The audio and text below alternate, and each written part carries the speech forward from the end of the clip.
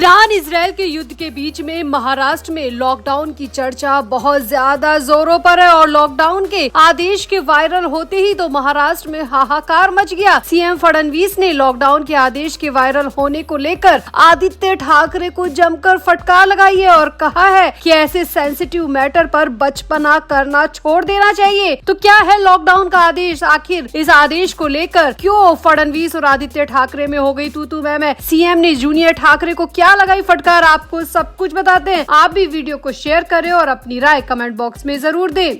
तो Iran Israel युद्ध के बीच में एलपीजी का क्राइसिस बढ़ता ही जा रहा है। आसपास के कई देशों में इस संकट की वजह से कामकाज बंद करना पड़ा है और कुछ देशों में वर्क फ्रॉम होम जैसी स्थिति बन गई है। ऐसे में भारत पर भी इसका असर कम नहीं है, यानी कि भारत में भी इसका बड़ा असर दिखाई दे रहा है। महाराष्ट्र के मुख्यमंत्री देवेंद्र फडणवीस ने विपक्ष पर तीखा हमला करते हुए बिना नाम लिए कहा कि कुछ लोग जानबूझकर अफवाह फैलाकर जनता में डर और भ्रम पैदा कर रहे हैं। उन्होंने कहा कि लॉकडाउन लगने वाला है, पेट्रोल डीजल की किल्लत है या गैस सिलेंडर खत्म हो रहे हैं जैसी बातें पूरी तरह भ्रामक हैं। सीएम फडणवीस ने कहा कि इस संकट के कारण कई देशों में कामकाज बंद है, लेकिन भारत में इसका असर बहुत ज्यादा नहीं दिख रहा है। बहुत छोटी मोटी चीजों को छोड़ दिया जाए तो प्रधानमंत्री नरेंद्र मोदी अपनी जिम्मेदारी बखूबी निभा रहे हैं। दरअसल ये पूरा मामला उस वक्त उठा जब महाराष्ट्र में लॉकडाउन की चर्चा जोरों पर आ गई। मीडिया में अचानक खबर आई कि महाराष्ट्र में कभी भी लॉकडाउन लग सकता है। एलपीजी पेट्रोल डीजल की किल्लत को देखते हुए सबको वर्क फ्रॉम होम दिया जा सकता है और इसी वजह से महाराष्ट्र में हाहाकार मच गया। लोग सिलेंडर ले के लाइन लगाकर खड़े हो गए पेट्रोल डीजल के लिए। रात में 2 बजे से ही लाइन लगना शुरू हो गई। अब मामला जब बहुत ज्यादा बढ़ा तो मुख्यमंत्री देवेंद्र फडणवीस तक भी बात पहुंची और देवेंद्र फडणवीस ने जब इस पूरे मामले की तस्दीक करवाई तो मामला सामने आया कि ये पूरी अफवाह आदित्य ठाकरे गुट की तरफ से फैलाई गई है। जी हाँ, लॉकडाउन की पूरी चर्चा और भ्रामक खबरें आदित्य ठाकरे गुट की तरफ से फैलाई है। इसीलिए तुरंत देवेंद्र फडणवीस ने मीडिया को बुलाया, प्रेस कॉन्फ्रेंस की और साफ किया कि महाराष्ट्र में क्या पूरे देश में ऐसी कोई स्थिति नहीं है। न पेट्रोल डीजल की किल्लत है, न गैस सिलेंडर की किल्लत है। ये सारी बातें अफवाह है, भ्रामक है और ऐसा जो कर रहे हैं उनके खिलाफ जांच बिठाई जाएगी, उनको पुलिस द्वारा तलब भी किया जाएगा। यानी कि यहाँ पर देवेंद्र फडणवीस ने साफ साफ कह दिया कि विपक्ष के जो भी नेता इस तरह की अफवाह फैला रहे हैं, लॉकडाउन को लेकर जो जानबूझकर अफवाह फैला रहे हैं, जनता में डर और भ्रम पैदा कर रहे हैं, उन्हें सरकार बख्शेगी नहीं, उन्हें सरकार सजा दिलाकर रहेगी। मुख्यमंत्री ने साफ तौर पर कहा कि इस तरह की अफवाह फैलाना केवल गैर जिम्मेदाराना ही नहीं बल्कि एक तरह से देश के खिलाफ काम करना और देशद्रोह जैसा है। सीएम फडणवीस ने चेतावनी दी कि ऐसे लोगों की पहचान कर उनके खिलाफ सख्त कानूनी कार्रवाई की जाएगी।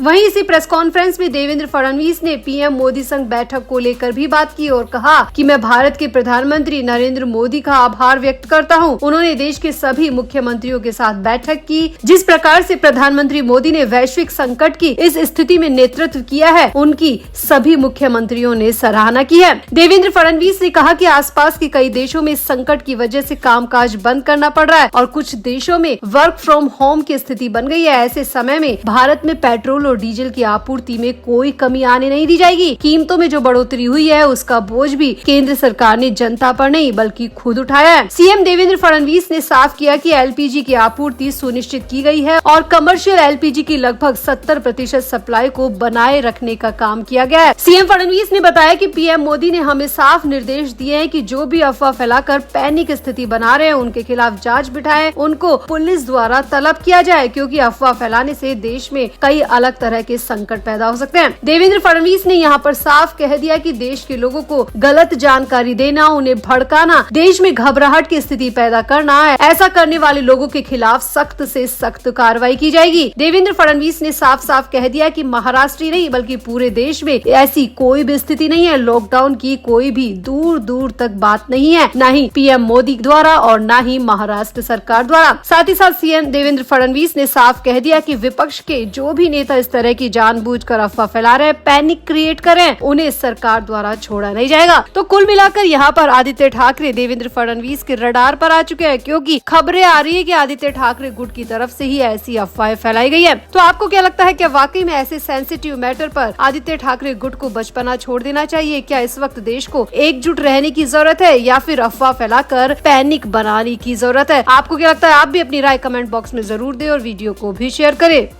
तो शिवसेना यूबीटी प्रमुख उद्धव ठाकरे द्वारा मुंबई में बुलाई गई पार्टी सांसदों की बैठक ने न सिर्फ संगठन की अंदरूनी स्थिति को उजागर कर दिया, बल्कि महाविकास अघाड़ी के भीतर बढ़ते मतभेदों और संभावित राजनीतिक उथल पुथल के भी संकेत दे दिए हैं। बैठक को लेकर सामने आई इनसाइड स्टोरी में कई चौंकाने वाले दावे किए जा रहे हैं। हालांकि इस पर आधिकारिक खंडन अभी बाकी है, लेकिन इसी बीच शिंदे गुट की शीतल म्हात्रे ने जो खुलासा किया उसके बाद तो माना जा रहा है कि संजय राउत जल्दी उद्धव ठाकरे की पार्टी से इस्तीफा दे देंगे। दरअसल शीतल म्हात्रे ने सोशल मीडिया पोस्ट के जरिए बड़ा दावा किया है। शीतल म्हात्रे ने आरोप लगाया है कि उद्धव की बैठक के दौरान संजय राउत और आदित्य ठाकरे के बीच तीखी बहस हुई, झगड़ा हुआ और विवाद इतना ज्यादा बढ़ गया कि हाथ पैर तक चल गए। ये दावा सामने आते सियासी हलचल और ज्यादा तेज हो गई। अब इन सभी दावों को लेकर मुंबई में बहुत ज्यादा चर्चा की जा रही है। क्या सच में संजय राउत उद्धव ठाकरे की पार्टी से इस्तीफा दे देंगे? क्या वाकई में आदित्य ठाकरे ने संजय राउत का इतना ज्यादा अपमान कर दिया? क्या लात घूसों की बात सही है? ये सब कुछ उद्धव ठाकरे की मीटिंग में हुआ। उद्धव ठाकरे ने सांसदों को एकजुट करने के लिए मीटिंग बुलाई थी, लेकिन यहाँ पर उनका बेटा ही संजय राउत से बुरी तरह भिड़ गया। आदित्य ठाकरे की नाराजगी प्रियंका चतुर्वेदी की वजह से पनपी है, लेकिन आदित्य ठाकरे ने यहाँ पर न उम्र का लिहाज किया, न पद का और न ही अनुभव का। आदित्य ठाकरे सीधे जाकर संजय राउत से भिड़ गए। ये दावा शीतल म्हात्रे द्वारा किया गया है। हालांकि इन सभी दावों पर प्रतिक्रिया देते हुए संजय राउत ने अपना बयान भी जारी किया है। संजय राउत ने कहा है कि मैं उस बैठक में था ही नहीं। प्रियंका चतुर्वेदी को लेकर ऐसी कोई घटना नहीं हुई। मैं पार्टी की स्थापना से जुड़ा हूँ। मेरा और बाला साहब ठाकरे का संबंध सबको पता है। ये सब अफवाह फैलाई जा रही है। अब कहीं पर चिंगारी अगर निकलती है तो इसका मतलब है कि आग भी जरूर लगी होगी। और संजय राउत ने यहाँ पर इस दावे का खंडन किया है, प्रतिक्रिया देते हुए बयान दिया है। तो इसका मतलब है कि कुछ तो इस मीटिंग में ऐसा हुआ था जो नहीं होना चाहिए था और जिसका संजय राउत के राजनीतिक करियर पर, उद्धव ठाकरे की पार्टी पर और आदित्य ठाकरे के भविष्य पर बड़ा ही फुल स्टॉप लगा सकता है। अब संजय राउत ने यहाँ पर ये तो कह दिया कि मैं पार्टी की स्थापना से जुड़ा हूँ, मेरा और बाला साहब ठाकरे का संबंध सबको पता है। लेकिन यहाँ पर संजय राउत को ये सब कुछ बताने की जरूरत क्यों पड़ी? क्योंकि संजय राउत याद दिलाना चाहते हैं कि वो क्या है। वो आदित्य ठाकरे, उद्धव ठाकरे को बताना चाहते हैं कि वो पार्टी की स्थापना से जुड़े हुए हैं। उन्हें पुराने दिन याद दिलाना चाहते हैं, क्योंकि अभी उनका जो अपमान हुआ है वो उनकी इतने दशकों की मेहनत पर कलंक लग रहा है। और इसीलिए शीतल म्हात्रे का दावा है कि आदित्य ठाकरे की वजह से संजय राउत जल्दी उद्धव ठाकरे से अपने रास्ते अलग कर सकते हैं।